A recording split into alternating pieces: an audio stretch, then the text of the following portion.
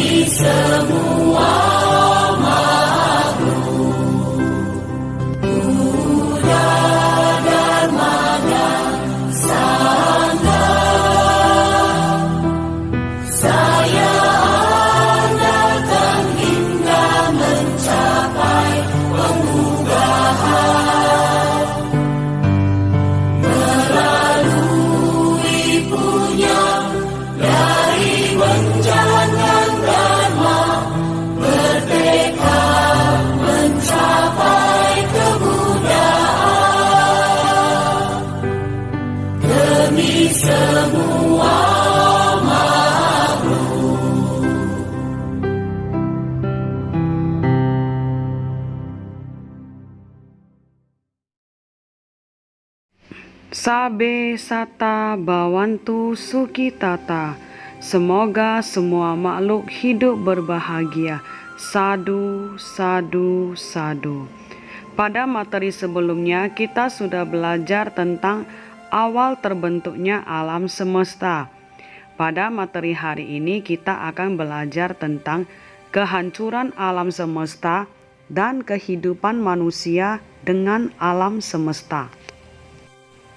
Tujuannya agar dapat mengetahui proses kehancuran alam semesta dalam pandangan agama Buddha dan kehidupan manusia dengan alam semesta. Kehancuran alam semesta dalam pandangan agama Buddha terdapat dalam kitab Surya Sutta. Kehancuran alam semesta ditandai dengan usia rata-rata manusia terus turun hingga 10 tahun, kemudian naik kembali sampai umur manusia rata-rata tidak terhitung dan kemudian turun lagi. Pada masa akhir dunia, muncullah suatu masa di mana hujan tidak pernah lagi turun. Setelah lama berlalu, maka muncullah matahari kedua. pada kemunculan matahari kedua, tidak lagi dapat dibedakan antara siang dan malam. Munculnya matahari kedua, menurut kitab Surya Sutta, ditandai dengan adanya dua matahari yang saling mengorbit satu sama lain dalam satu sistem tata surya di galaksi Bima Sakti atau di galaksi yang lain. Dalam ilmu astronomi, matahari dan tata surya lain yang nampak dari bumi disebut bintang. Sekelompok besar matahari yang berjumlah banyak disebut galaksi. Kehancuran alam semesta karena api. Pada suatu ketika bumi ini akan hancur atau mengalami perubahan. Secara umum, peristiwa kehancuran bumi ini dikenal dengan kiamat. Kehancuran bumi bukanlah akhir bagi kehidupan kita. Kehancuran bumi menurut kitab Anguttara Nikaya Satta Kanipata berawal dari musim kemarau yang lama sekali. Selanjutnya dengan berlangsungnya musim kemarau yang panjang, muncullah matahari kedua, ketiga, keempat, kelima, keenam, dan akhirnya matahari ketujuh. Terjadinya kemarau panjang sampai matahari ketujuh, terjadi perubahan-perubahan yang besar di bumi ini. Pada waktu matahari ketujuh muncul, bumi ini seperti bola api, dan akhirnya seperti debu dan lenyap bertebaran di alam semesta. Kehancuran alam semesta karena air. Kehancuran alam semesta yang disebabkan air berawal dari adanya awan kaustik yang besar. Timbulnya hujan dengan perlahan kemudian bertambah besar sampai menyirami 100 miliar tata surya. Air merendami bumi sampai alam jana kedua, terus naik hingga ke alam jana ketiga yang lebih rendah dan berhenti sebelum sampai di alam Subhakinha. Air kaustik menyusut di 100 miliar tata surya. Kemudian angin di sekelilingnya muncul sehingga membentuk alam, diawali dari alam Subhakinha. Masa pembentukan dan kehancuran alam semesta karena air ini terbagi dalam 4 masa. 1. Masa penyusutan. 2. Masa setelah penyusutan. 3. Masa pengembangan. 4. Masa setelah ekspansi. Kehancuran alam semesta karena angin.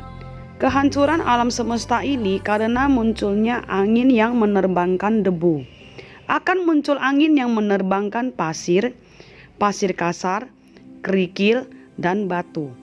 Akibat angin kencang, banyak batu besar dan pohon besar tertiup ke angkasa, kemudian hancur dan musnah. Angin menghancurkan alam dewa yang dibangun di bumi dan yang dibangun di angkasa. Kekuatan angin meningkat terus dan menghancurkan keenam alam dewa yang penuh kebahagiaan. Dari alam Catumaharajika sampai alam Paranimita Vasavati. 100 miliar tata surya juga ikut hancur. Angin menghancurkan bumi sampai alam Brahma Jana ketiga dan berhenti sebelum mencapai alam Vevapala yang berada pada alam Jana keempat. Setelah menghancurkan semuanya, angin mereda. Kemudian angkasa yang di atas menjadi satu dengan angkasa yang di bawah dalam kegelapan yang mencekam. Alam yang kembali muncul pertama kali adalah alam Brahma Subhakinha.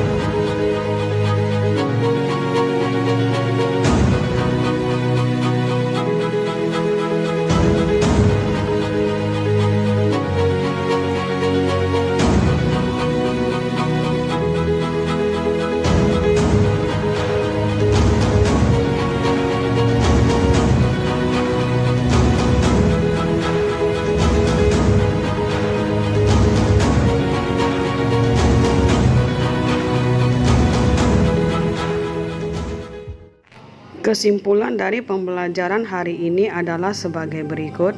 Kehancuran alam semesta dapat disebabkan oleh api, air, dan angin. Kehidupan manusia tidak terlepas dari alam semesta. Kerjakan tugas berikut ini di buku tugasmu. Kemudian, baca buku halaman 20-37 untuk materi selanjutnya.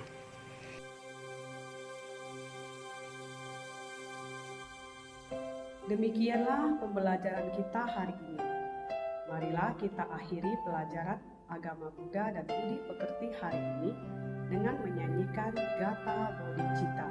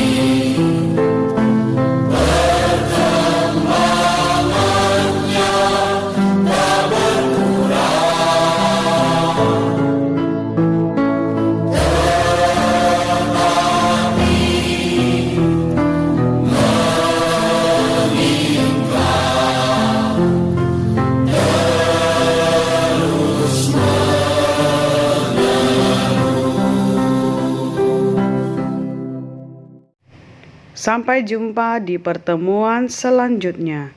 Namo Buddhaya. Ami Tofo.